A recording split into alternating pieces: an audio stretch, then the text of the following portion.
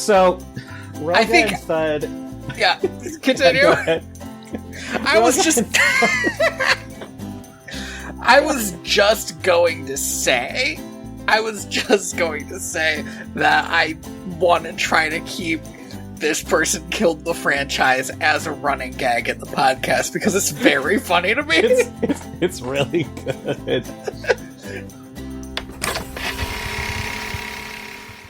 Welcome to Direct to Video. VHS? VHS. Podcast where we pair movies like fine wine. This time we watched Dinotopia, Legend of the Ruby Sunstone? I think it's Quest for the Ruby Sunstone. Motherfucker! That's not even the quest. That's not even what they're looking for. That's not what they're questing for. I was so mad. I was like, we don't even care about this rock. Right. There are other people who went questing for the Ruby Sunstone, and I was surprised that they just found it.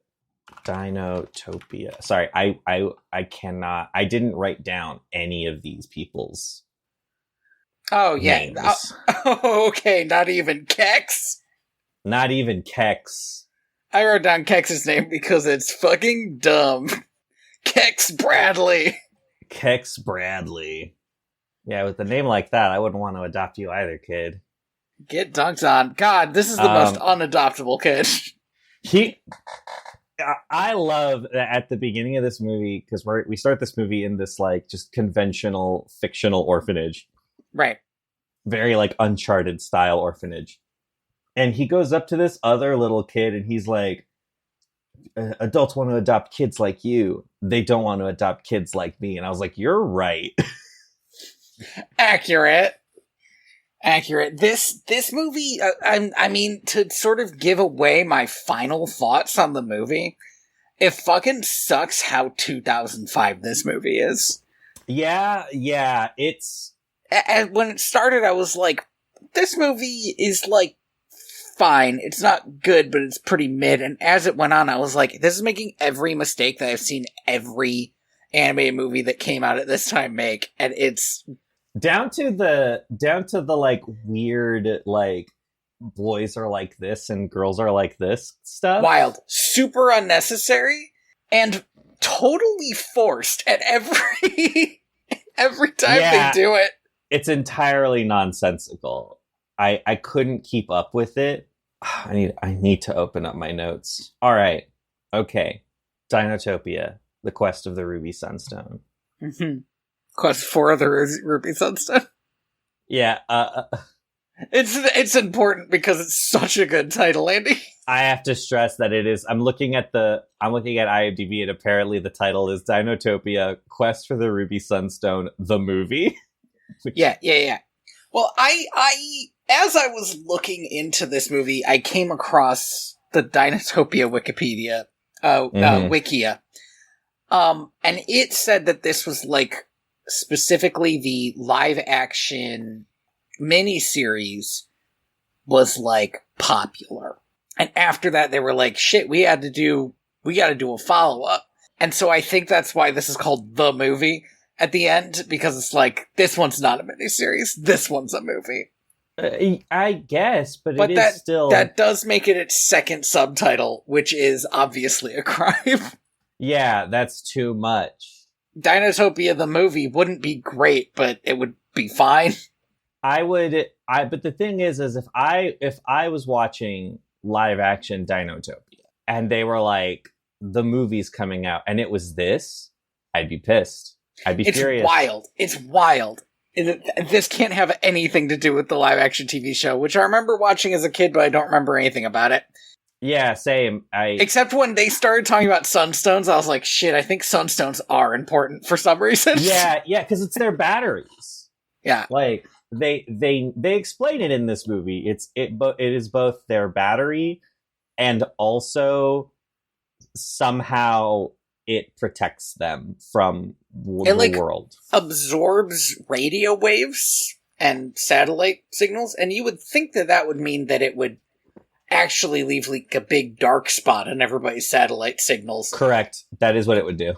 But I guess it just looks like ocean. They're just like, well, no, must be nothing there. Must be nothing there.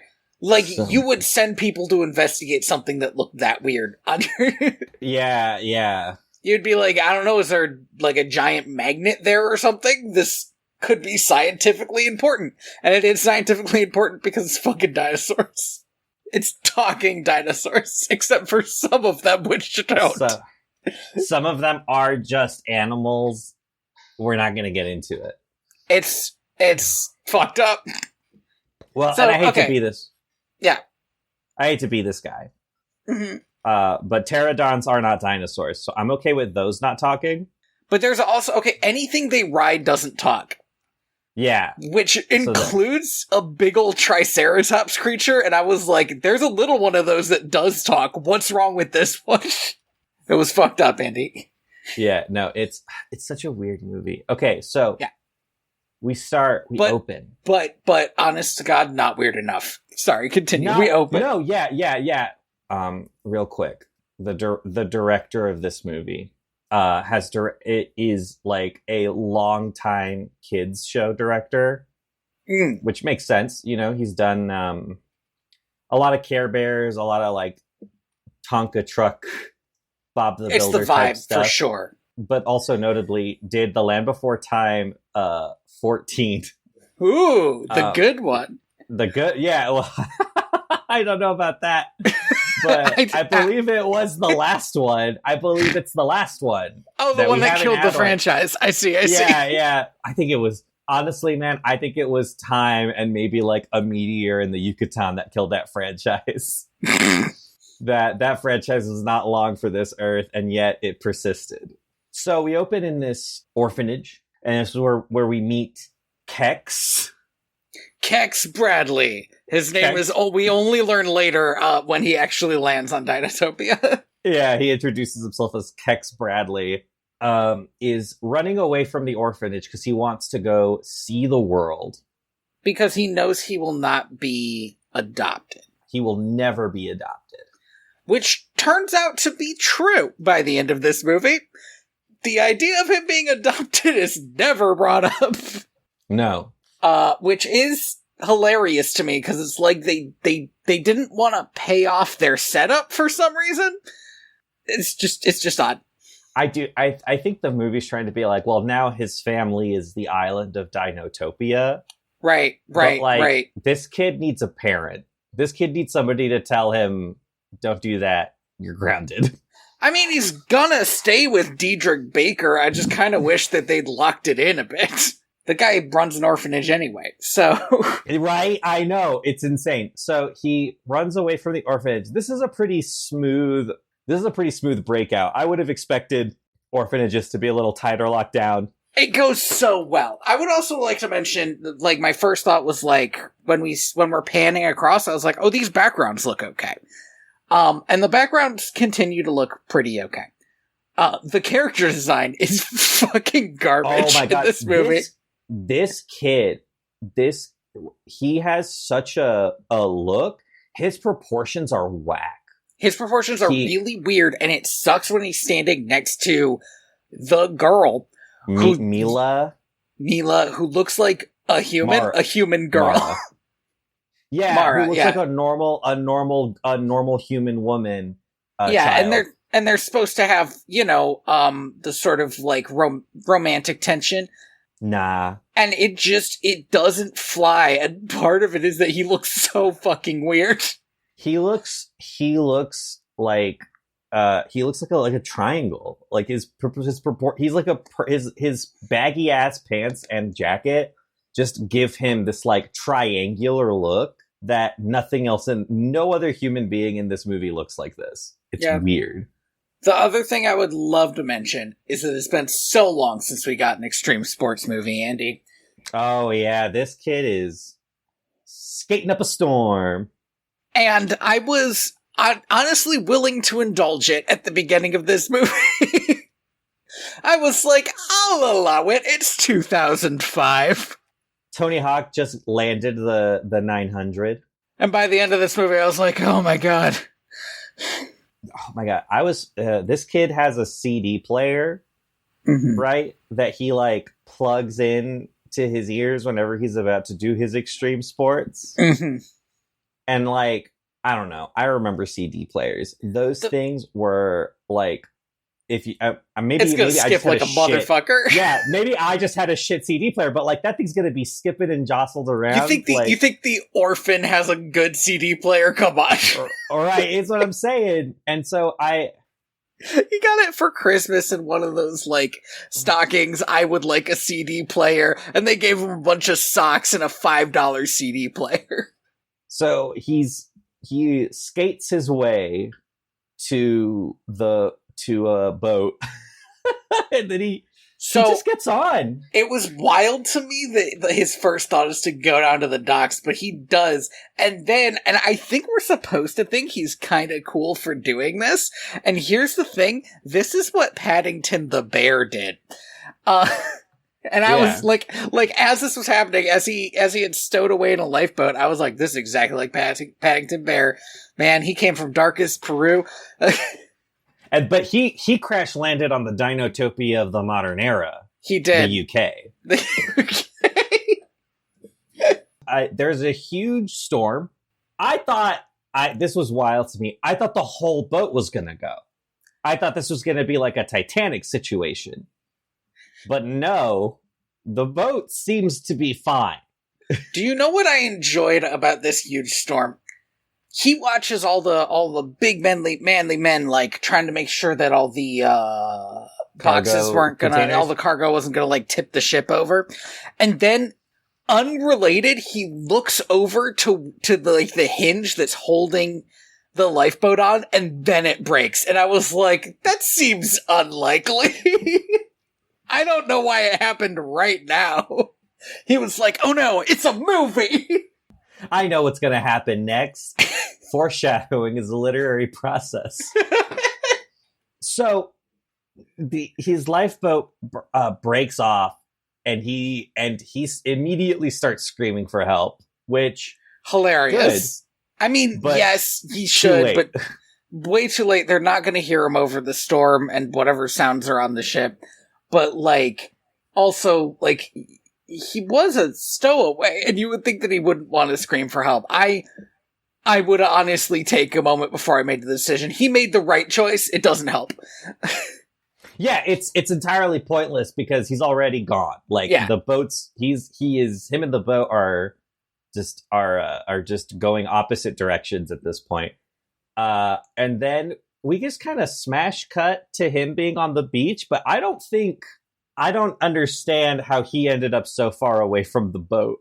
Well, there are two options. He either fell off the boat at an embarrassingly late point where, like, he fell off the boat and immediately washed up on the beach. Hilarious. You're right, yeah. Or the boat crashed in such a way that flung him off, messed up the boat kind of a little. The boat's still boat-shaped, and the tarp is still on it. So that one seems unlikely, so I'm gonna say it was the dumb thing. Yeah, at the last moment, he's like, "I'm gonna go for it. I'm gonna swim for it. I'm gonna swim for it," and then he just immediately gets knocked out. Yeah, he washes up on the shores of Dinotopia, which we know because of the name of the movie. Correct, and a couple of dinosaurs are spying on him from the jungle. One of whom we will never see again. Yeah, one of whom is entirely not present for this film. Like a walk-on joke character, and I was like, that's weird. But the other one is designed like Sarah from Land Before Time, and her name is 26, even though that's stupid. Oh my god, her name is 26. We meet 26.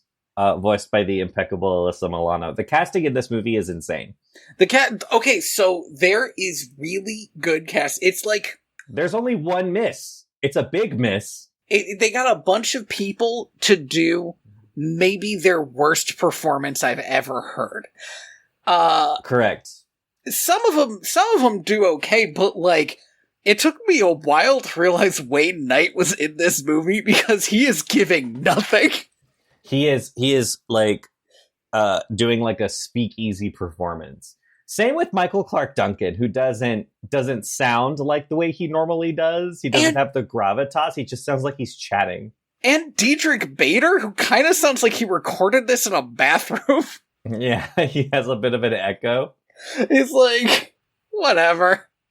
Like, I don't think anybody cared very much about this movie. Maybe the problem is the, like, voice direction was bad. I would absolutely believe that. The script is also not giving them anything to work with. It's such a... Everybody in this movie has the problem that you get in, like, bad kids movies, where everything they say is, like, the most terse possible way of saying something, and also the most obvious thing you can say. So it'll just be like, oh my god, he's washed up on shore.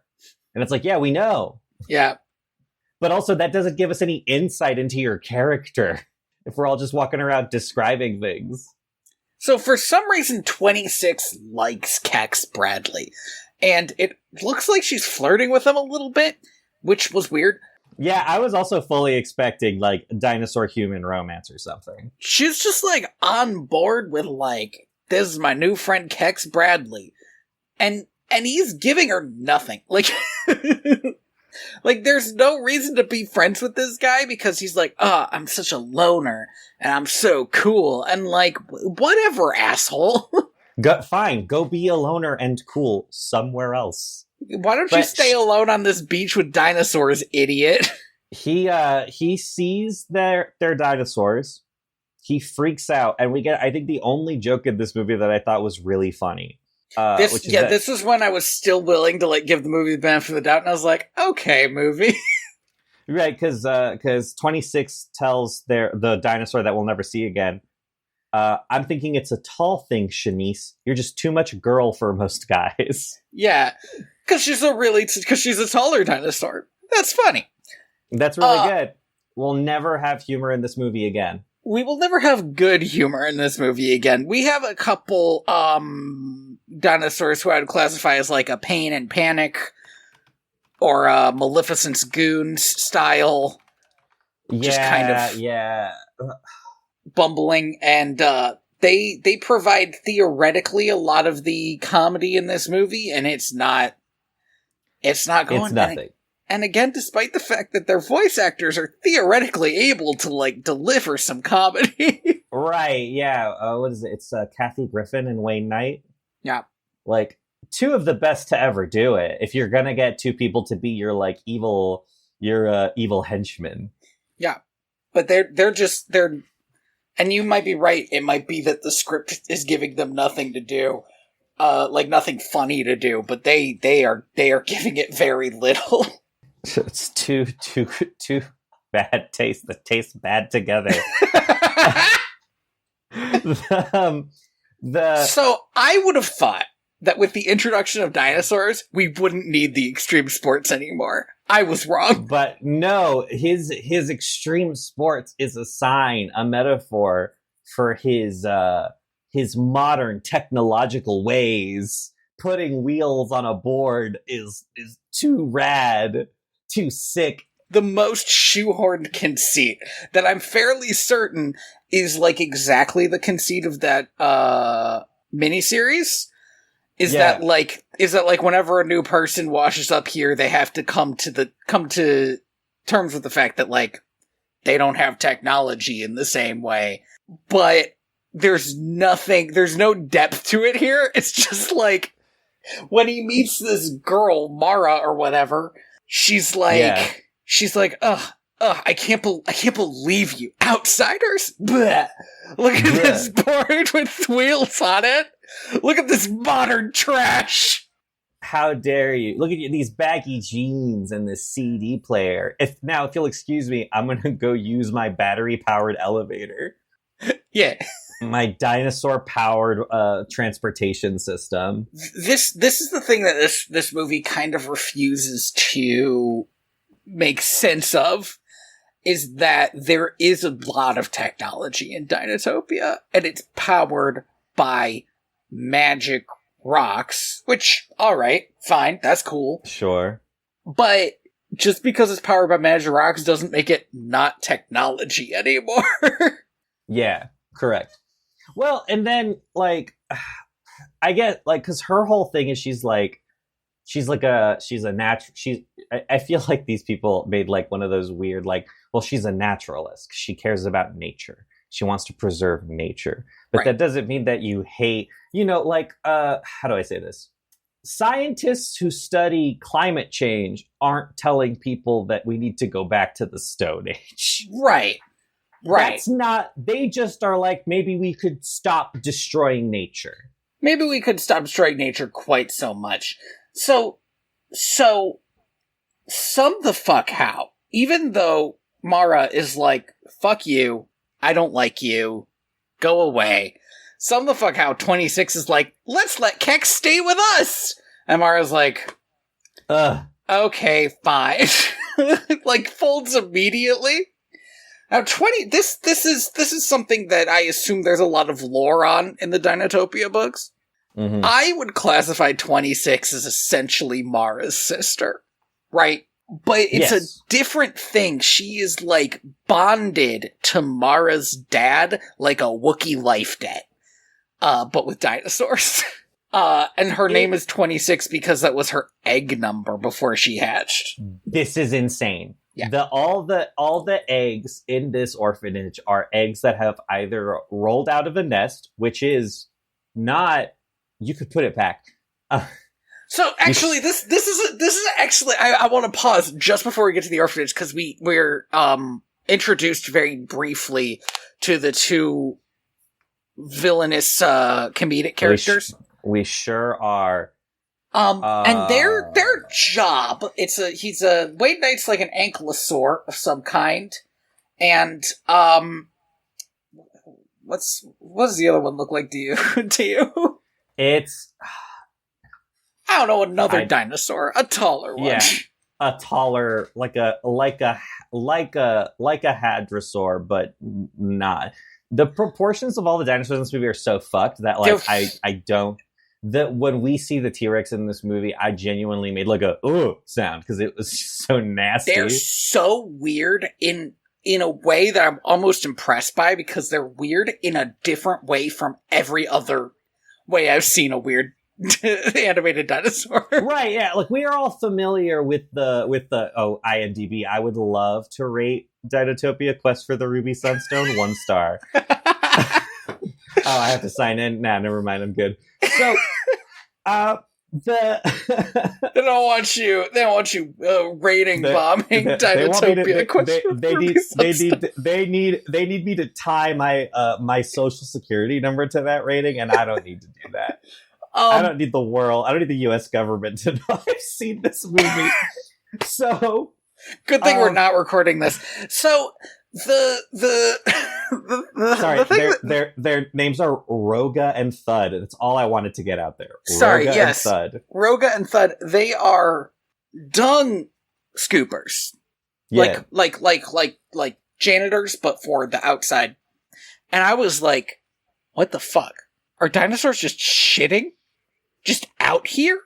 And leaving it for someone else to clean up? These are sapient creatures. What they're the fuck? Yeah, they're like wizards from Harry Potter. They just do it when they have to. This movie has such a hard time deciding if dinosaurs are animals. They're not animals, but it takes there's a lot of stuff they take for granted, like the idea that an egg rolls out of a nest and is just gone forever. Like... Yeah, and you can't so it's because if a dinosaur can talk, then you could be like, hey, your egg rolled out of its nest. And it's like, oh, thanks. Oh, thank you. Oh my god. You saved my egg.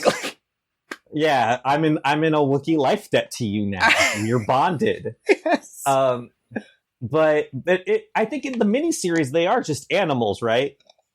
Like, there's an understanding. I feel like they are, but I think in the books, they're not. That's so fucked. So this might be like a weird translation thing where they were like, they translated it to the miniseries and they were like, it's cooler if these are just animals. And then when they brought it back to a kids movie, they were like, well, we should focus on how it's portrayed in the book. Are they in the books? And then are they animals or fucking not? That's an excellent question. I thought they were just animals.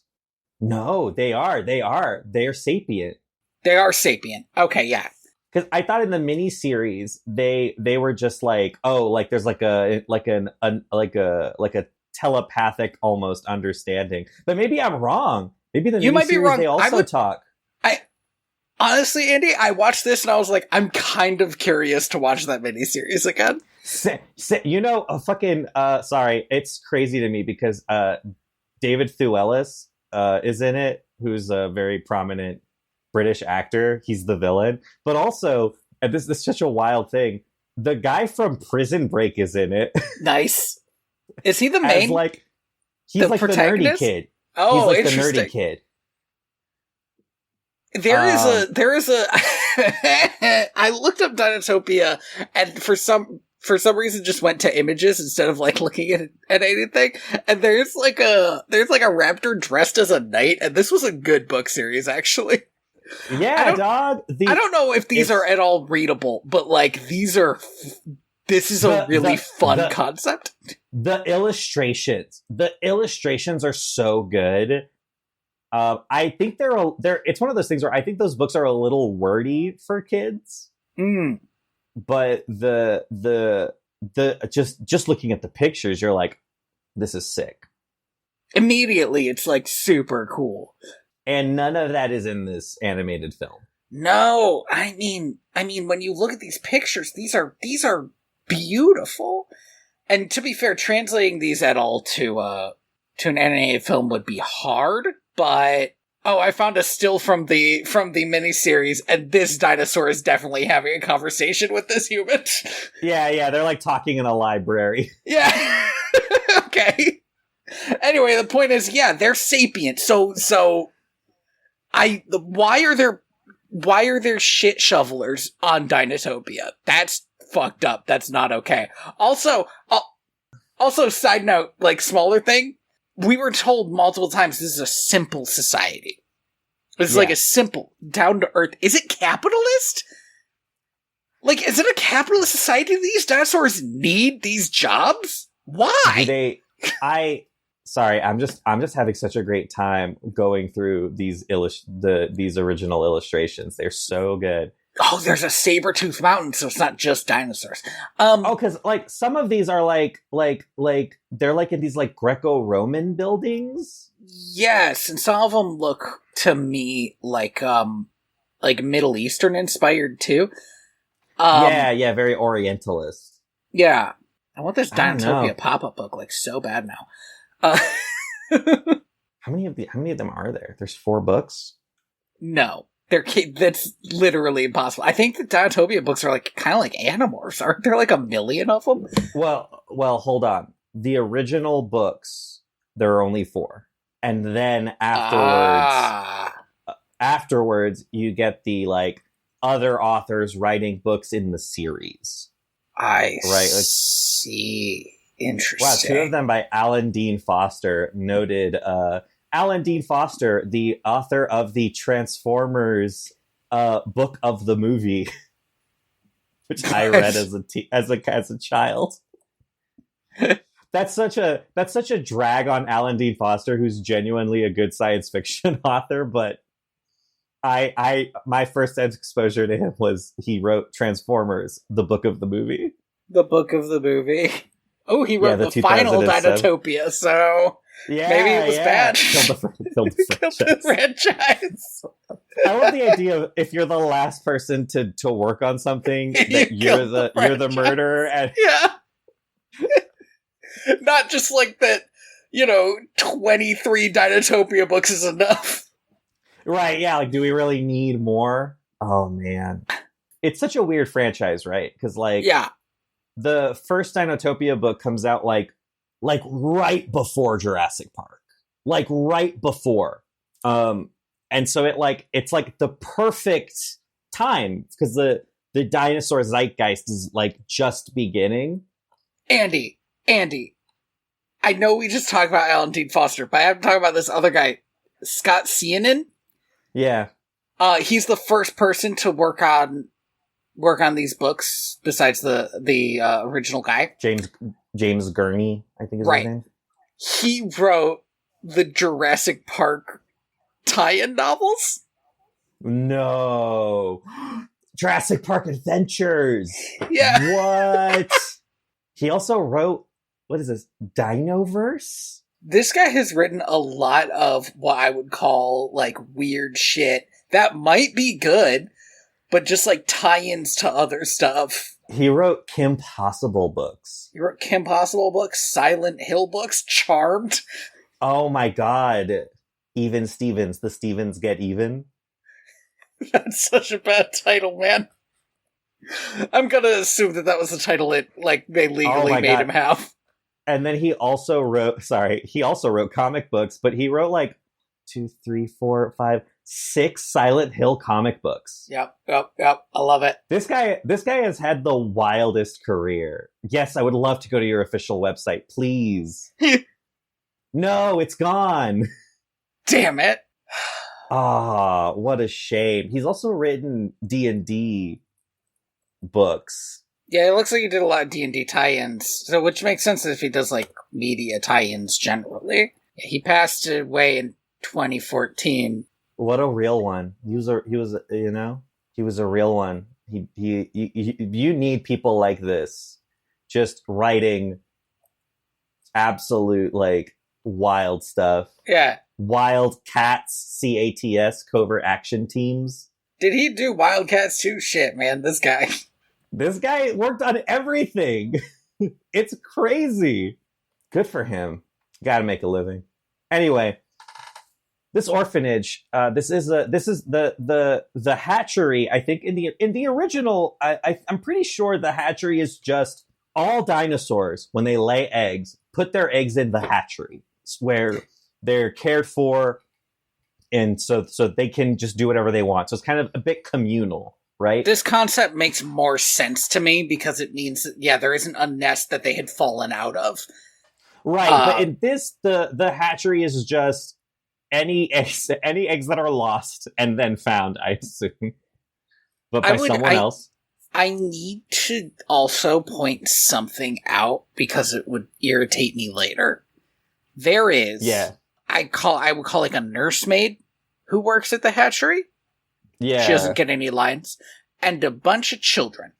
And I was like, okay, so surely part of this is like Kex gets along well with kids, because that's established. We never really hear from these children. They will disappear for the rest of the movie, and the only reason that matters to me is that there is a heist where the two dinosaurs steal all these eggs, and I was like, where were the people who are in that room? Gone, I guess. Does she just... Is this just a lady who comes in with her kids? Just to be like, this is where you were all born. Just to hang? They didn't need to have them there. So we never go to the, like, big... We never really get to go to, like, the big city in Dinotopia. I don't know if there are multiple, but, like, the big one. I believe there are, because I think, I mean, and this is just from what I put together from this movie, I think there are multiple islands. So it's like Hawaii, right? Or any archipelago. It's like there's multiple islands that are part of Dinotopia, so I would assume do they call the rest of the world... Do they call the rest of the world Humantopia? Like, they call it the outside. I was a little bit like, I don't like how, like, exclusionist they are in Dinotopia. I don't like how much they want to hide away. And then I was like, you know what? Actually, they're a small country, and they have unique species here. And if humans land here en masse, it's gonna go bad. So I'm actually okay with it. I'm surprised that they only have one Darth Vader. Yeah, they should have like 3 or 4 Darth Vaders. Right, you would think by now, but apparently they only have one. So this is an orphanage where they get eggs that are lost, or eggs where something has happened to their parents. Right. AKA their parents died tragically. Sure. Sure, or whatever. Hilariously. We don't know it wasn't funny. That's true. I'll just banana peel right down the mountain. Oh, man. Real sad. But it was like a big banana peel because it's Dinotopia. It was like huge. Like the size of a man. And then they like use the peel as like as a sleeping bag or a hammock. You really could get lost just doing this, just talking about all the weird like technology shit, right? But then this fucking girl Mara is running around like, we don't use technology here. We don't need technology. We live naturally. And it's like, what are you talking about?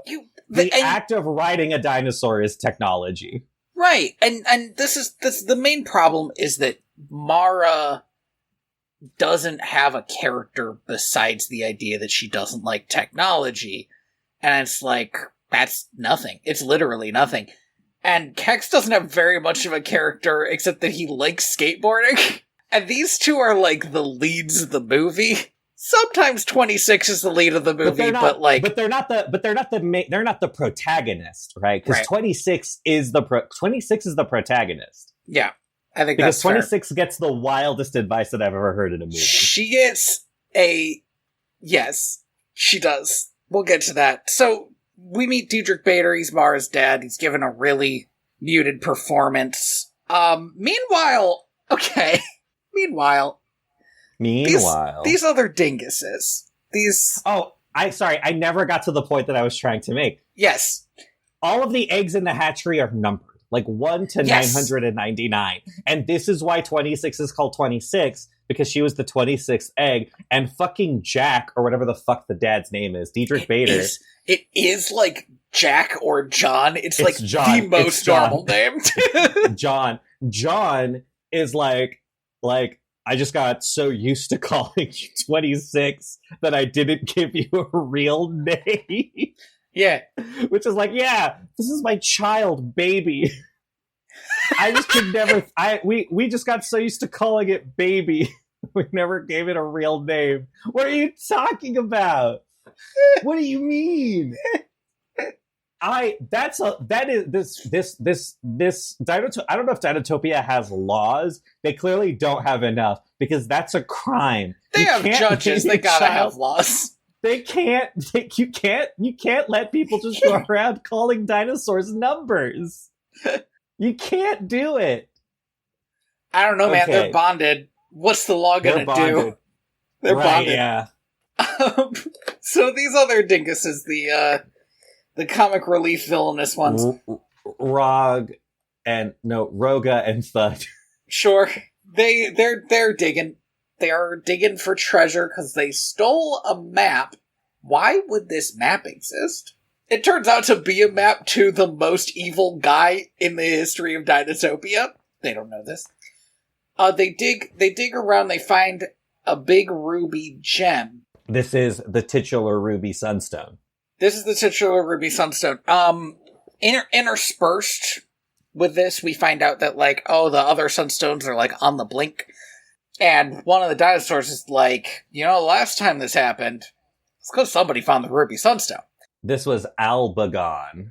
Yes, the only one with a cool name. And there's an evil sunstone. And at this point, I was like, okay, good. I like to know the stakes. I did not understand the stakes. Because the evil sunstone releases this fucking guy. Ogthar, who... I have a lot of problems with Ogthar. My main problem is that we just watched Rescuers Down Under. Yeah. And for this movie to have worked, Ogthar needed to be as evil as the guy in Rescuers Down Under. Where it was like, he is so evil that it actually feels weird in this movie.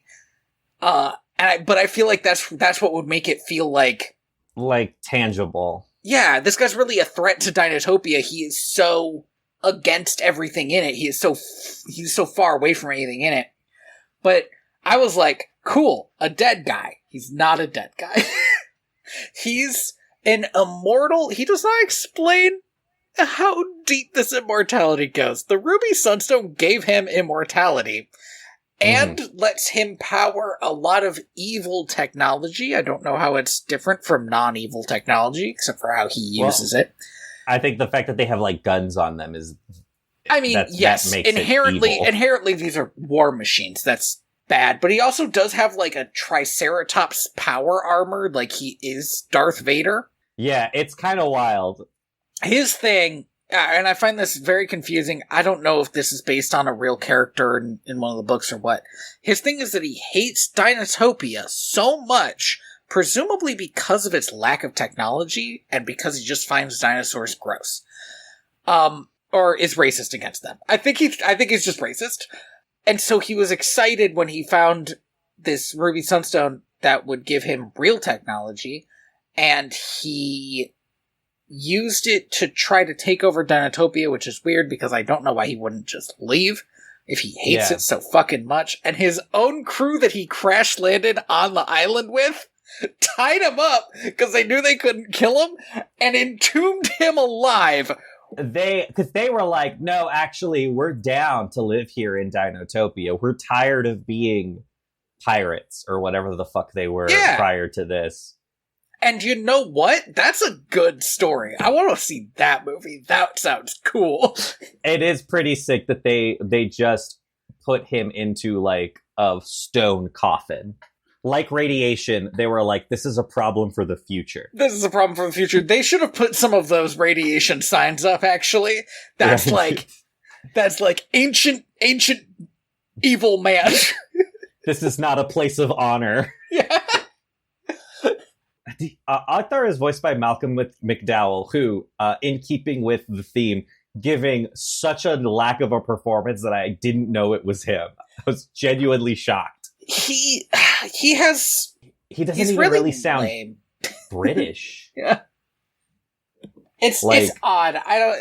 Yeah, it does feel like everybody is giving the, like, most muted performance they possibly can. And the thing is that there are scenes in which people act like he's acting big, and he's just not. He enthralls and threatens Roga and Thud. I want to point out, I think one of the last times in this movie I was like, yes, good move, movie, which is when he points a giant gun at them and then opens a door behind his tomb with a bunch of dead dinosaurs in it and says that they can either join him or go into that room. Either join me or die. Have unbeatable riches or die. It's actually something that I really like in kids' movies, that they usually won't say or die. Instead, they will dangle a threat that is so much crazier. Like, I'm going to entomb you alive in this room. Right, yeah, and I've done it so many times before that there are piles of bones. And that was, I believe, fully the last time I was ever with the movie. Meanwhile, Mara's a girl, so when she picks her egg, she picks the pink one. Oh my god, I hated this so much. It's like, it's crazy because all the eggs are white. Except for this one and one other egg. And this one is pink. And so Mara picks it because she's a girl. So, meanwhile, John and, Algernon? What's his name? Alfuck. John and Alfuck.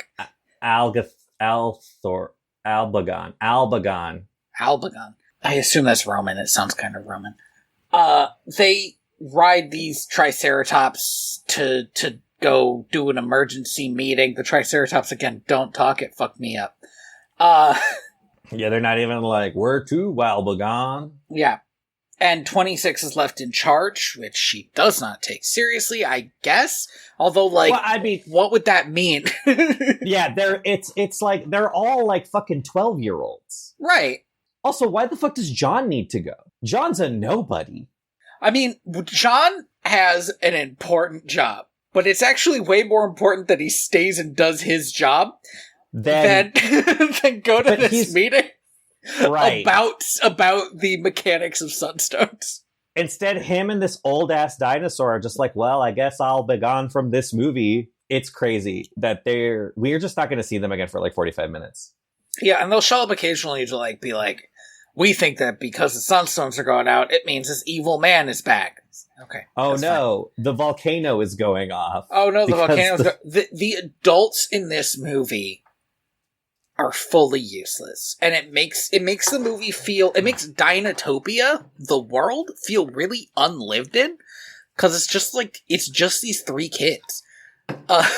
They're walking around like they're on their fucking Pokemon journey. Like, shouldn't there be people and dinosaurs here? Well, I mean, even in Pokemon, there is like a system set up so that these kids are as safe as possible from the wiles of Team Rocket. You run into other trainers and wild Pokemon and cops, like... Yeah, there's a society in Pokemon. There is no... As far as I know, Dinotopia is this one building where they keep a bunch of orphan eggs. And a single other building where they talk about problems. And then the rest of it is just empty space. And we have these pterodon riders who I guess fly around and keep people informed, but do not help. Not cops. They're called patrolmen, but they are not. They are taking that role incredibly literally. We patrol. That's it. They're like only scouts. We look. They're like wilderness survivalists. They're like, we take only pictures, leave only footprints. Yeah. Well, but they don't even do that because they're flying. Because they're flying. Damn. That's where all the poop comes from. It's just them pooping off the side. So. Oh, sorry. No, the kids are in charge. Well, they immediately trash the place. I mean, and honestly, trash is such a, they do it very lightly. Like, they throw pillows around, jump on the beds, then go to sleep. They're very boring, these children. Mm-hmm. And then all these two dinguses, Andy, I'm so sorry. I refuse to learn their names. They steal all the eggs. They steal the eggs. Some the fuck how, even though these two are like slapstick characters, they do this completely silently without the kids waking up. I don't know. I thought that was weird. And then they wake up. Mara's like, where'd my egg go? Where'd all the eggs go? Oh no. It's a problem. Oh no. And 26 has like an existential crisis. Yes. And to be fair, existential crisis? To be fair, this is a bad situation. I would also probably go into crisis mode if a bunch of babies I was supposed to be watching got kidnapped. Yeah, and so here's one of my problems, is that big villain guy wants this, I should also have the list of names. Yeah, it's fine. Ogthar. Ogthar wants to genetically mutate these dinosaurs. I'm so glad that you picked up on this, because I didn't know what his plan was. I thought he was just stealing eggs. No. He did mention something like how they would become his army because of this technology. I was like, is he gonna fucking eat them? Like, what's going on? It's unclear to me in his sort of flash forward fantasy if he means to genetically mutate them to be stronger, or just Teenage Mutant Ninja Turtle style genetically mutate them to be more human so they can operate his machines. Like literally like fit in them. I don't know which.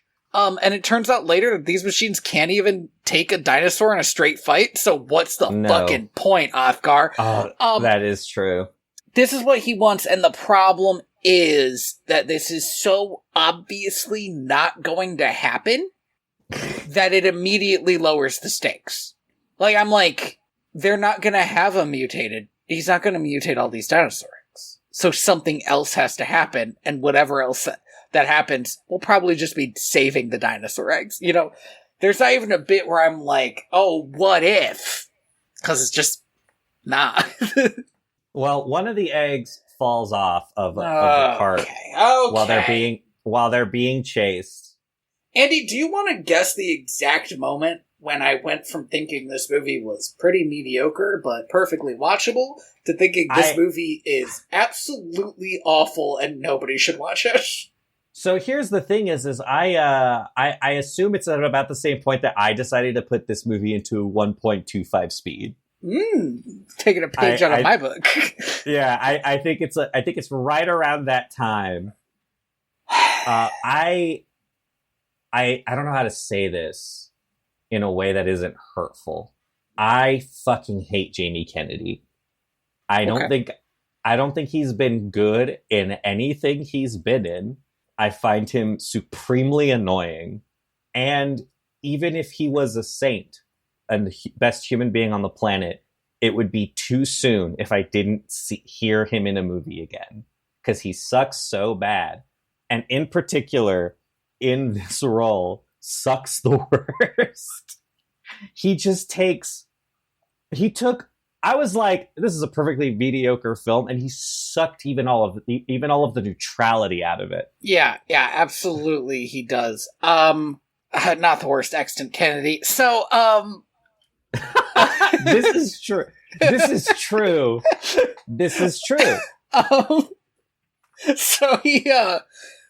this egg hatches into a sort of fast-talking, movie-referencing baby called Spaz. They call him Spaz. And part of the problem with this character is that the other characters also think he's the most annoying thing in the world. And the reason that sucks is that he is the butt of their jokes a lot, and he sucks, absolutely. But also, in universe, this is a baby that was born today. And so he sucks, and also these children are like, fuck you, baby. Like, fuck this that's baby. crazy. Hate this baby. Like, absolutely insane. They name him Spaz because he's a spaz, I guess. And also, side note, I was 1,000% certain that Kex and Spaz were gonna form their magic bond. Yeah, because they're both kind of annoying. Because they both suck so fucking bad. But they don't, which means that Spaz is just not cared for. Yeah, nobody likes Spaz at the end of the movie. Nobody likes him. At one point, they use him as like a cork, which is so insulting. Yeah, 100% they do that. And I was like, what the fuck? Not okay. But Spaz does suck. He's like the worst parts of the robot from Treasure Planet or Olaf from Frozen. Just like, I'm the fun sidekick character. And you and everyone who watches this movie will hate me immediatly. Like, they wrote him in for the kids. The kids do not like Spaz. There's no way. It's crazy. All right. I understand in a movie like Frozen why you want. Go ahead. Yeah. Sorry, I was just gonna agree. Frozen's like kind of if you really look at it, kind of like a super serious movie. Like it's a movie for like preteen girls, right? And so I understand having a character in there whose kind of role is to be like for children and toddlers, to be like, that guy. Theoretically, same thing with Treasure Planet, which is, I mean, here's the thing about, I think Ben fucking sucks so bad. Yeah, and he's introduced so late in the movie, not unlike Spaz. Not about the halfway point, yeah. But the problem is that this is a movie that is like aimed at young kids, and it has a cast of young kids. It's already for babies. And no, I don't know if you had this reaction, but my first thought was to think about beloved animated dinosaur film franchise, The Land Before Time, and how in the second movie they made, the first movie was like super depressing work of art type shit, right? And the second movie, they were like, now let's introduce a baby. And you know what? I loved that as a kid. Because that baby was adorable, and his whole point wasn't being annoying. and also the existential crisis of this baby will grow up to eat us. This baby, this baby's great, pure heart. And them taking the stance that it doesn't matter. All babies are precious. But the kids here don't think this baby is precious because he fucking doesn't act like it. And he'll just make stupid jokes the whole time. And I'm like, the movie reference thing infuriates me because it's like, you were just born. You were just born. Hey man, no movies here. So a lot of weird things are happening. It's like it's like the genie, but like without the charm or the humor, at least a little bit of rationale behind the genie. Right, yeah, or the rationale. It's such a bad choice. It's such a bad choice. It almost feels to me like they just put Jamie Kennedy in a booth and were like, I don't know, man, just be funny. And they poked him with a stick. Be funny. That's your job, right? Be funny. Make a joke, guy. Make me laugh. I always feel bad when comedians are like put in that position, right? Because it's like here's a great example. Eddie Murphy is a pretty funny stand-up comic. He's not a very funny guy. His stand-up is like incredibly prepared, right? Like he's got a jumpsuit on, he's got a whole performance, and it's like you can't just take somebody who like it takes hours and hours of work to prepare stand-up material and then just be like, put him in a booth and be like, now be funny. Make a joke, man. Yeah. Yeah, Robin Williams specifically is like an improv guy. That was his thing. Yeah, his whole thing is that he will take a stick and make a joke about a stick for like a straight half hour. Because each idea will just branch off another idea. I did not mean to say branch there, but I think it works. We're very pun-filled today. Very pun-filled today. But like, yeah, Jamie Kennedy's not doing it. And I think it's a lot to ask of him, even if you did think he was a great actor who's never very annoying in a movie. It's a lot to ask. Like, I want to stress, I don't think, I'm not, as much as I hate Jamie Kennedy and everything he's ever done, I don't think this everything he stands for. Yeah, I don't think this is his fault. I don't know. Like, I don't hate him as a person. He's probably fine. Yeah, he's probably. I bet he's a chill hang. I don't know, but it's rough to have an actor be so consistently terrible in everything I've ever seen. You know, like it's tough. It's hard. And again, like, I don't know. I think the first thing I saw Jamie Kennedy and I was like a child. So it's been like 20 years of just stinkers from this guy for me. Like, he was in Son of the Mask. Oh. It's tough. It's hard out there for him. He was in the last Tremors movie. He killed the franchise.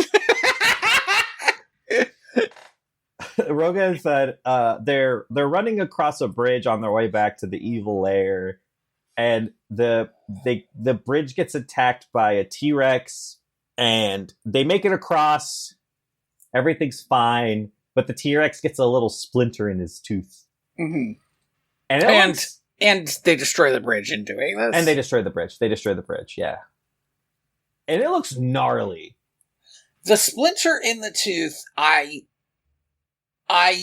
liked because I was like, this looks very painful, and it actually looks painful in a very, like, realistic way. Like, you could see where the splinter was jabbed in, and you could see that it was red further away from the splinter, like how when you have a wound like that, other parts will swell up. And I was like, this looks rough. Now, that being said, this T-Rex is maybe the worst designed dinosaur.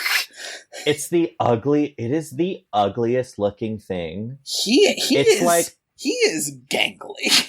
It's like they took Chomper and stretched him like taffy. It is like that, because his head is still so much bigger than the rest of his head, so it's like he's a baby, but he's huge.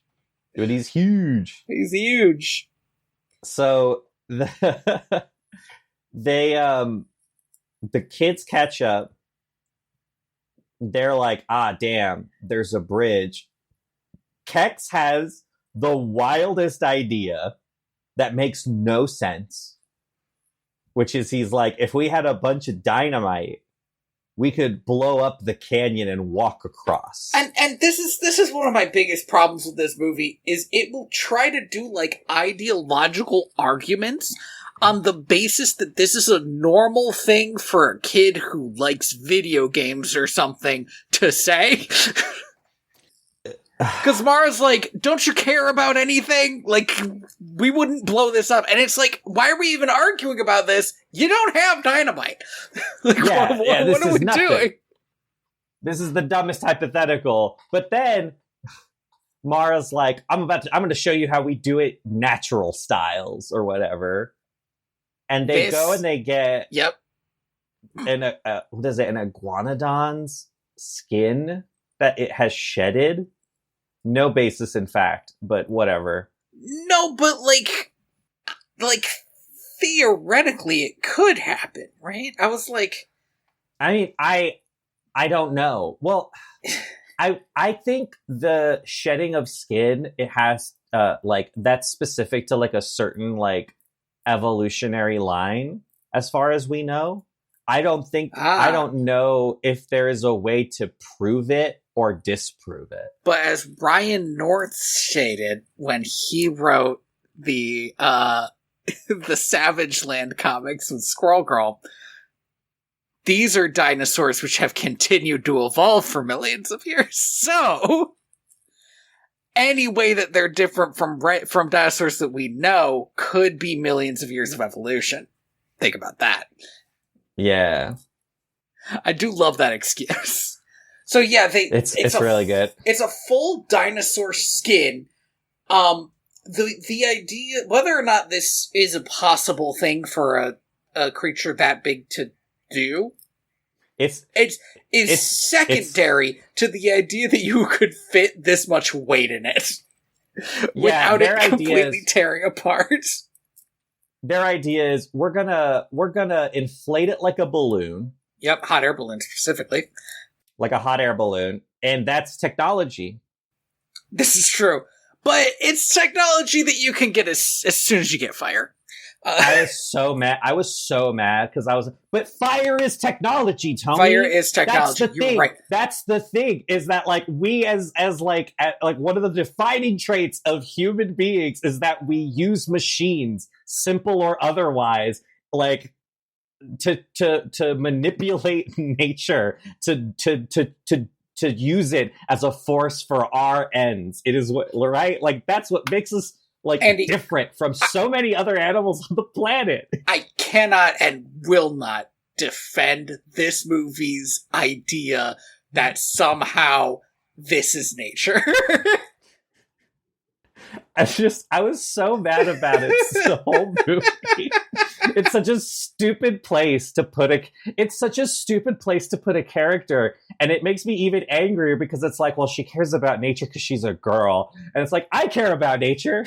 We should all be caring about nature. We should all care about nature a bit, but that's not her fucking deal. No. Okay, so they do this improvised hot air balloon.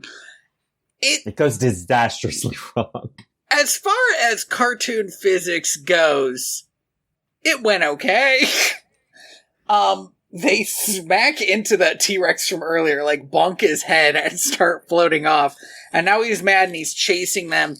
And I need to do a quick pause here again because maybe the books did it better. I gotta believe they did. But this is a sapient, sentient Tyrannosaurus Rex. Yeah. I'm to believe that he eats people. In a moment, it's going to be revealed that this is a pretty chill guy. Okay? He is kind of a normal dude. He's kind of weirdly normal. But he also eats other people. Now, we're talking other dinosaurs, but they're also sapient. Correct. So, like, what the fuck I guess my question is, what the fuck? That's not okay. I feel like in your children's movie, they essentially added a cannibal. And I just like, what's the... To what end? Well, it's just like, how do Tyrannosaurus Rexes, which I have to assume are in the book series because come on, how do they interact with the actual society of Dinotopia? Are they like, yeah, we're big meat eaters, so we have to get meat that's not sentient? Or are they wild, like in like sort of like in Land Before Time, where it seems like all the predators are just like don't talk and they roar and stuff? Well, they walk back on that pretty quickly, though. Even they did. Time. I guess if we don't say Land Before Time, we say Disney's Dinosaur, where that was how that was. Oh yeah, man, what a weird fucking flick! I heard somebody say the other day that they liked that movie. They haven't seen it in 20 years. Come on. I had the immediate like gut reaction of, well, maybe they just haven't seen it recently. Yeah. Yeah, I'm trying to figure out an answer for this, and I can't find one. It's not super important, but it was messing with me because, like, yeah, this is one of the things that when they were in the writer room they should have thought about. Like, 26 gets the splinter out of the T-Rex and uses uses Mara's herbs that I guess she has. I don't remember her ever mentioning these herbs. No, they're just kind of there to like patch up the irritated area, and he's immediately helpful and friendly, and then Mara and Kex fight for like no reason. Mm-hmm. Pretty contrived. We're talking end of Shrek contrived, and then okay, why would this T-Rex give 26 a pep talk? And why is the pep talk that he gives her totally impossible to apply to any viewer? At some point, because I was watching this like in the middle of the night, effectively, mm-hmm. and I didn't realize that May had woken up and started watching until he got the pep talk, and she was just like, no child would ever find this useful. and then she left. He's like dinosaurs are the strongest creatures to ever walk the earth, and you are a dinosaur, so you can be strong. And I was like, and there is nothing that you can't do. And it's like, I guess if you're a human baby, go fuck yourself. Fuck you! You can't do anything. You're a dumb idiot. Dumb, stupid idiot, baby. All right. Can't even make movie references, I bet. We're going to take this with a grain of salt. Yeah. Because this is from the wiki, but I trust this wiki because it has a real life section and then a in the book section, which is very funny. Great. The Tyrannosaurus species possesses basic intelligence, though not to the extent of other dinosaurs that are able to coexist with humans, learn languages, communicate, and behave in more complex and readily understandable ways. Evidence, I assume from the books, has been shown to suggest capability of higher brain function and a culture of their own when groups of tyrannosaurs seemed to protect the ruby sunstone from outside threats. They are tactical and have a social structure, being able to organize in spontaneous groups to fight intruders or hunt, and seem to have an alliance of sorts with allosaur factions. Bix, the Protoceratops, who is proficient in linguistics, managed to communicate with the tyrannosaur, proving that as feared as they are, they have their own language. Okay, so we're talking... Okay, that is interesting that, at least in the book, they are completely separate to the point where the other dinosaurs don't know if they're just animals or not. Yeah, and they seem to have revolved their culture around the ruby sunstone, which is fascinating. That is interesting. I'm also a little bit interested to find out that the ruby sunstone was not made up for this movie. Right. I love this wiki so much because it has they have like this wiki has to have been updated so recently because they have a note here that in January of 2024, love it, our knowledge of Tyrannosaurus would grow thanks to new recent studies. Andy, I think that this might be the purest wiki. I think this is just like, just a bunch of people who love dinosaurs and Dinotopia. And I'm glad. Yeah. I'm glad for them. I hope nothing ever happens to them. It's crazy to me that this wiki was updated within the last year. Okay. So, yeah, she gets a pep talk, and this, like, cures her of her alleged psychotic break. And she's like, actually, we're going to stay together, and we're going to win babies. this. We're going to save the babies, despite the fact that I think they still don't know about the Darth Vader in the basement. They never learn who he is or what his deal right? Like, because we cut back to Ogthar.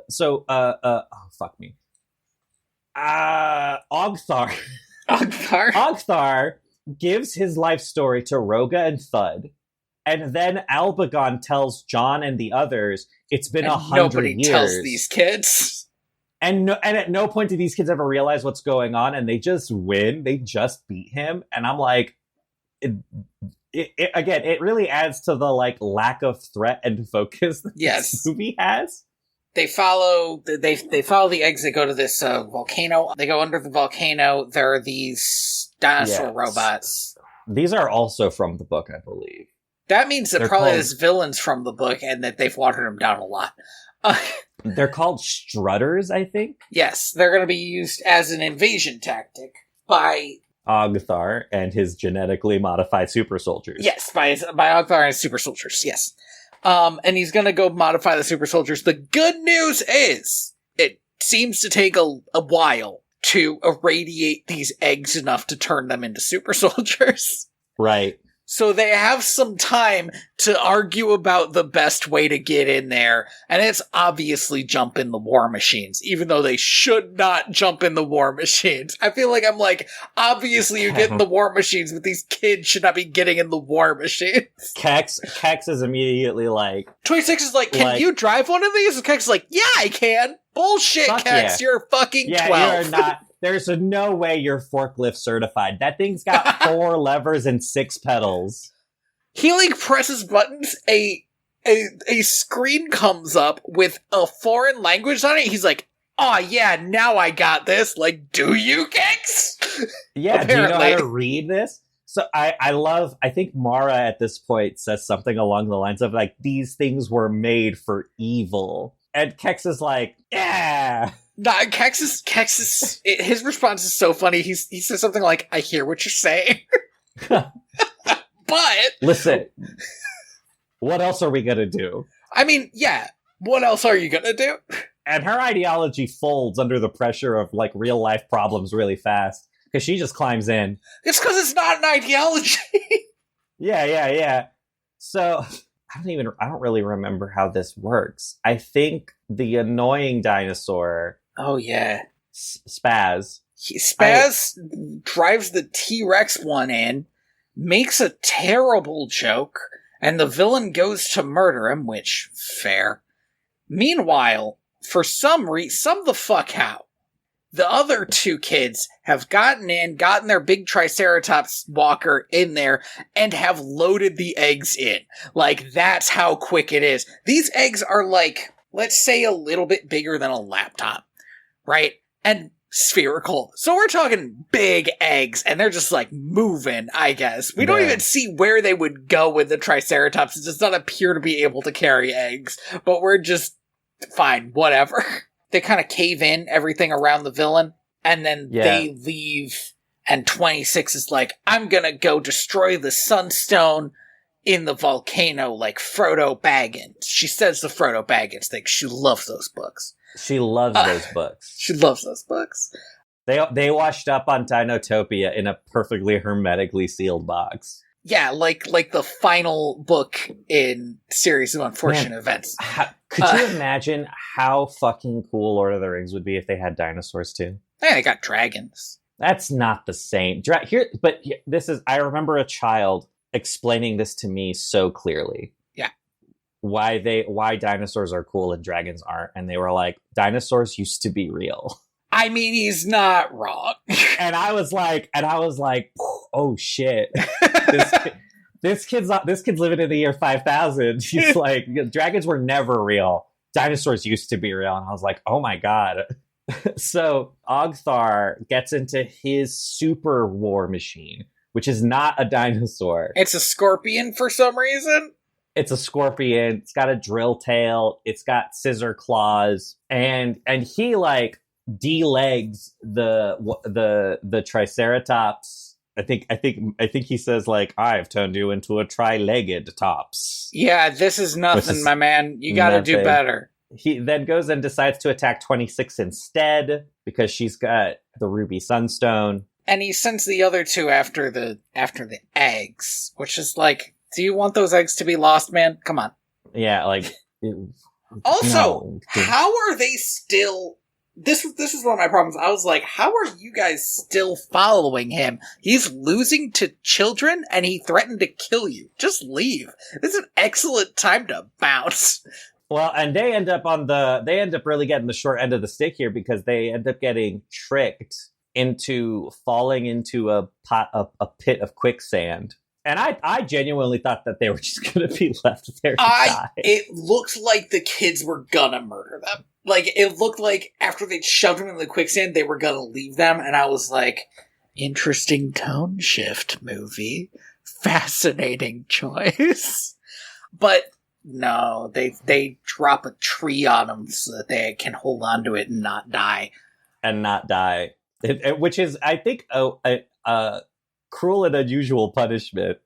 It's implied that they're just going to be there until someone gets them. They're children. How are they going to not murder these guys and have them not attack them? Only one way. Right. Drop them into the quicksand, drop a tree on top of them. It's fucked up, but it works. So 26 is on her back foot because she's fighting a giant scorpion robot, but then who comes to the rescue but the T-Rex? Sorry, real quick, I would just love it if this asshole would stop quipping. You know who doesn't quip very much is actual Darth Vader. Silent to the bone. Not quipping makes a villain so much scarier. And he's not funny, so he's just being not scary is all he's doing. Yeah, it's an irritation. He won't shut the fuck up. So then this T-Rex shows up and fucking destroys this scorpion robot. He body slams this scorpion robot in like 2 seconds. Yeah. And like, if he's gonna destroy that scorpion robot, what's the point of the scorpion robot? If it can't survive a fight against why don't we call him a medium-sized dinosaur? Like, bigger than I ever want to face down, but smaller than the biggest dinosaur. True. Like, what's he gonna do? This guy's an idiot. This was never going to work. That's what I got from this. Correct. It was a plan that was doomed to failure. Yeah. They could have just left it, and there would have been a very short war. Now, this would have been unfortunate because there would have been all these mutated dinosaurs from the eggs. And that would have been horrible. But maybe they would have been, like, cool mutated. Maybe. But this guy is not the threat that the movie wants you to think that he is. No, not even close. As a warlord, he's fucking garbage. And then somehow, this was confusing to me. Somehow he gets out of the wreckage of this scorpion and away from the T-Rex and is like right behind 26 climbing up this mountain. And the T-Rex is like, oh no, run 26! Like, what? You're a T-Rex. Help. Get him! Yeah, get up there. What are you doing? Get his ass. Get his ass. Get his dumb ass. I'm sick of this guy. Eaten. He's so hungry. He hasn't eaten in like a day at least, and he was hungry at the beginning. This guy. Maybe he killed somebody on the way, I don't know. Anyway, they have a really lame, like, volcano fight that does eventually... Yeah. He's like, you can't destroy the ruby sunstone. All the other sunstones need it to be normal. And she's like, what? And she's like, what? Really? And then he gets it, and it's like, come on. Come on, 26. Come on. He's like, I lied to you. It's like, yeah, I mean... Yeah, no shit, man.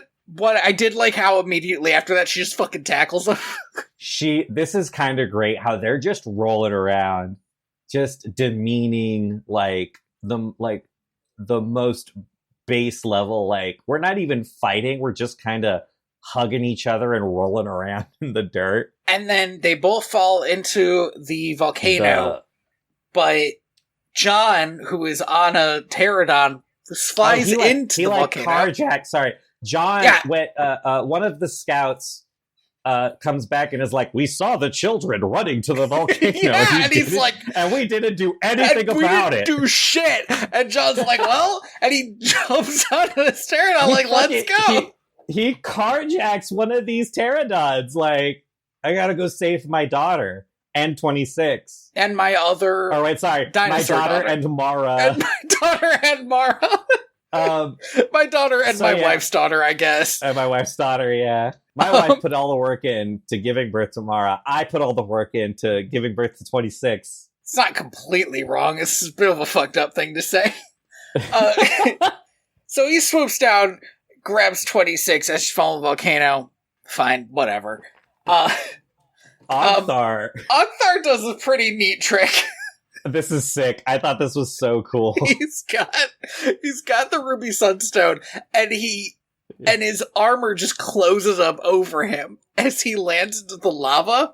And he's just like, ha ha ha ha ha ha. And he's like laughing the whole time. So like he's certain this won't kill him. He is 110%. He's like, this is just going to be another rock tomb. I will come back from this. I'll tell you what, man. It's gonna be, I think, a couple thou. Like, it's not gonna be 100 years. Yeah. Dinotopia, they're gonna get really into, like, oil fracking. They're gonna frack him. And they're gonna frack him out of there. He's like, whoa, there's a dude in here. And then a fucking Albigon's gonna be like, it's been 1,000 years since this has happened.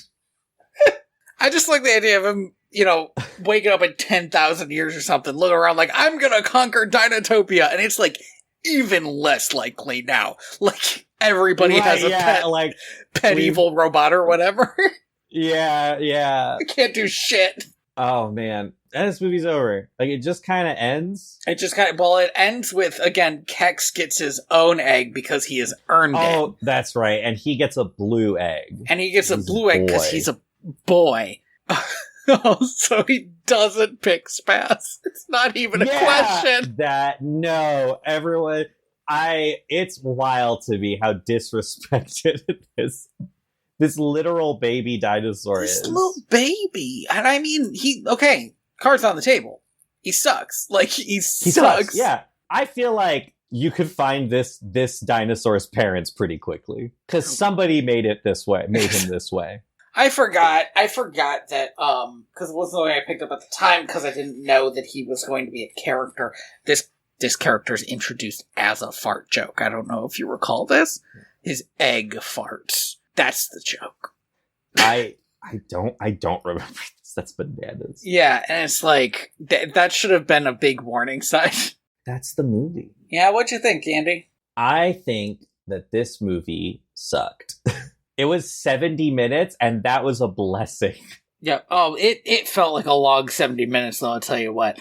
I had considerably more fun looking at illustrations of the Dinotopia bugs. Dude, I might buy this fucking book. Like, it's 192 pages. That's a lot of pages. I don't know why I didn't read these more as a kid. I think I read one of them. Same. And, like, why not? These are so cool. My local library only had one. Like, I never knew there were. I knew there were the chapter books, but the like illustrated ones, they only had like the original. But like, these are gorgeous. Apparently, a lot of these buildings he built like models out of like foam and plaster as like a reference. That's crazy. That's very cool. And I don't know if these books are any good, but the visuals in them are gorgeous, and nobody can ever take that away. Right, yeah, like it's some of the greatest like naturalistic paintings of a dinosaur society you'll ever see. There's this one, if you I don't know if you've seen this one. There's one where it's these like sauropods running along the beach, and then there's like kids flying kites on the beach next to them, and it's just like it's like holy I don't even know how to describe it, but like it's such a like optimistic vision of an alternate world that I don't know, it's surreal. This would be a great RPG setting. Oh yeah. And I feel like that's kind of the point of the that's almost the point of like the books, where it's like he created a setting and then they made chapter books that were like, what could you do here? Because I think you could do a lot. Yeah, it's I mean, it really is just like a great like teaching kids how to use their imagination. Like if it like following the like taking this idea of like, if dinosaurs existed alongside humans, now follow that to its conclusion. How would they live together? How would the technology look? It's so cool. I don't think this movie's the worst thing we've ever seen. What really gets me about it is that it feels so unoriginal. It is bad in a way that I've seen before. Yeah, correct. It's clearly, there's very little in this that is like, I guess what it is like, I don't, in a lot of bad movies, I can see what they were going for.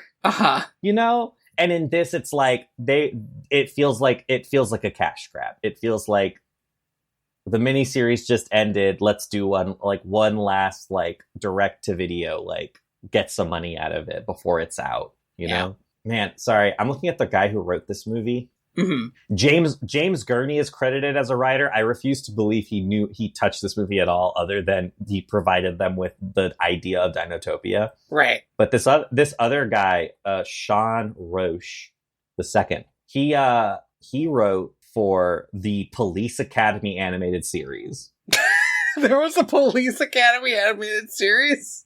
The Karate Kid animated series. All right. The Super Mario Brothers Super Show, the Alvin and the Chipmunks animated series, the Bill and Ted's animated series, the Real Ghostbusters animated series. Now, I know people like that one. I don't know if it's good, but I know that people talk about it like it is. Captain N, the Game Master. Man, this guy is like, this guy has had such a career. The New Adventures of He-Man, which was the like Cyber He-Man. I don't know if you remember Cyber He-Man. Cyber He-Man. X-Men Evolution. He worked on the X-Men Evolution. And then I think the only things he's been working on since are like VeggieTales. And yeah, he's been working and like a Bible kids show. A group of kids and a robot learn lessons from the Bible with the help of a time traveling book. Let me stop you there, IMDb. I love like reading the careers of these like these guys are just working, right? And like to know that like in the 80s apparently it was a great time to be a movie, because you would just get an animated series for free. Why not? Yeah. Why not?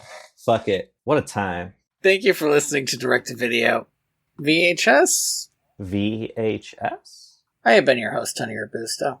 I have been your host, Andy Reyes. You can find me at inspiredbytrueoffense.org. And you can find the podcast at direct2.video. Yeah, you can find me at on Blue Sky at royalty_valence, and you can also find me on YouTube at Ethical Games Journalism. Thank you to Scott Buckley for Homeward. And what are we going to watch next time? That is a fantastic question. Thank you. Thank you for pointing that out. We're probably going to be moving toward Halloween. We could, if you wanted, we could do Haunted Mansion. Or we could do any other spooky thing. Or if you wanted to give Rover Dangerfield a try. Rover Dangerfield is the scariest thing on this list. Right? Like, it is a movie that is entirely based on a pun of Rodney Dangerfield, who stars in the movie. This is all true. I think, because like, what do we have? We have 4 movies left in our year of talking animal movies. Our year of talking animal movies, yeah. September, October, November, December. I think that lines up perfectly. We might be able to do 4 months. Yeah. So I think we should go for it. Maybe we should watch Felidae then, actually. I mean, Felidae is... That's a scary movie, isn't it? German adult animated psychological horror mystery film. Yeah, alright. Sick. Let's do that. Okay! Fuck yeah, dude. We're really gonna make a turn from all these kids movies.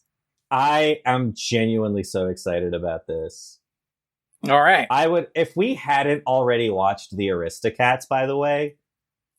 We haven't watched The Aristocats, Andy. Have we not? Do you want to do Felidae and then follow it up with The Aristocats? Yeah, I think that only makes sense, right? Yeah, I think it does. We're gonna fight about Aristocats because I hated that movie the last time I tried to watch it. It's one of my darlings. I know it sucks and I know it's racist.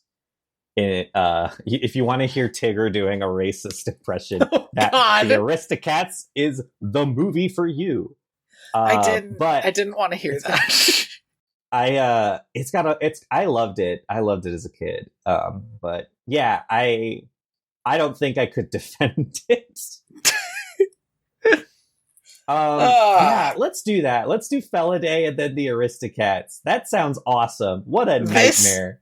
This is maybe the wildest pairing we could have come up with. That technically does kind of work because they're both cat movies. They're both about cats.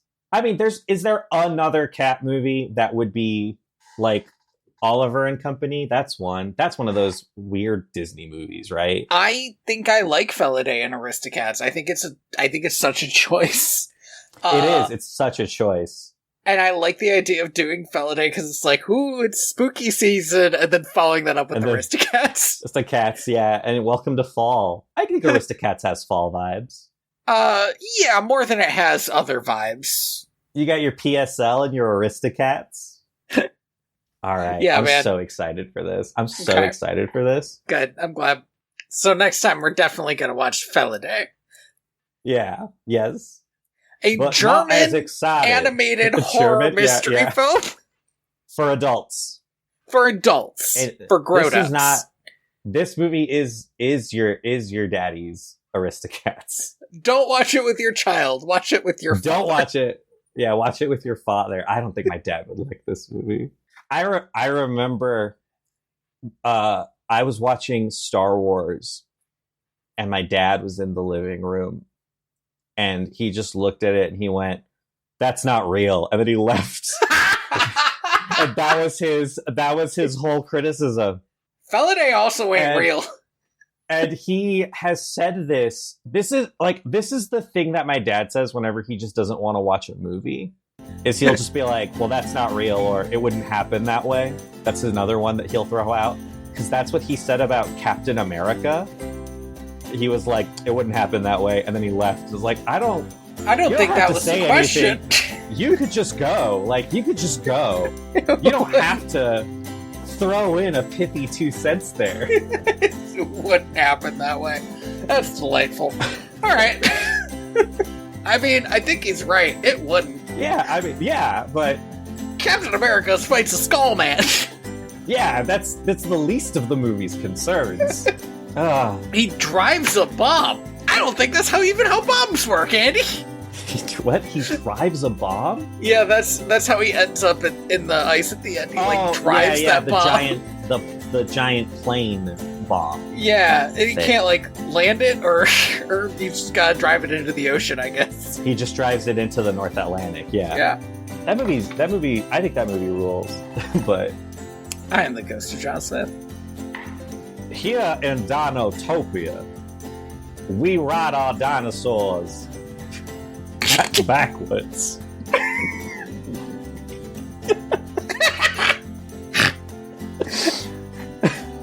It's getting more unhinged.